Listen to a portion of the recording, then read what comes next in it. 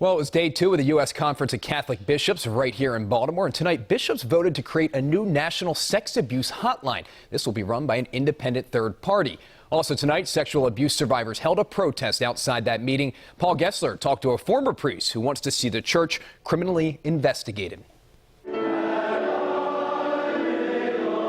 Catholic bishops and cardinals meet in Baltimore amid another sex scandal that broke last year in Pennsylvania, where a grand jury report charged 300 priests with more than 1,000 sexual assaults on children over 50 years. Can we give you one of our flyers? Wednesday afternoon, calls for reform outside, including a group headed by a former priest. He's calling on the Attorney General to open a federal investigation into the church's sexual abuse cover-ups and financial practices. They're just corrupt to the core.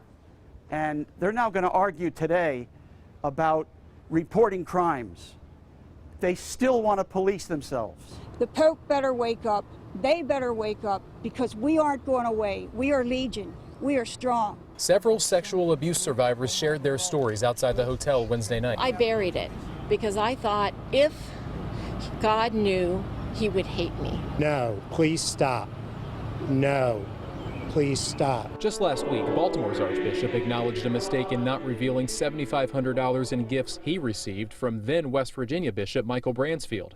After a Washington Post report surfaced, Bransfield spent church money on chartered flights, $182,000 on fresh flowers, and $1,000 a month on liquor. Bransfield is also accused of sexually harassing young priests, in some cases inappropriately touching them. This is a very, very criminal organization in many, many ways. Especially in the ranks of the hierarchy.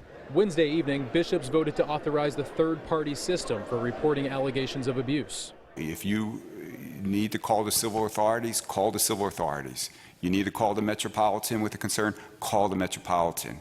The third-party system will be another way that you can do that. They want to come up with third-party reporting systems. They want to come up with hotlines, but they don't want the reality of what happened to us.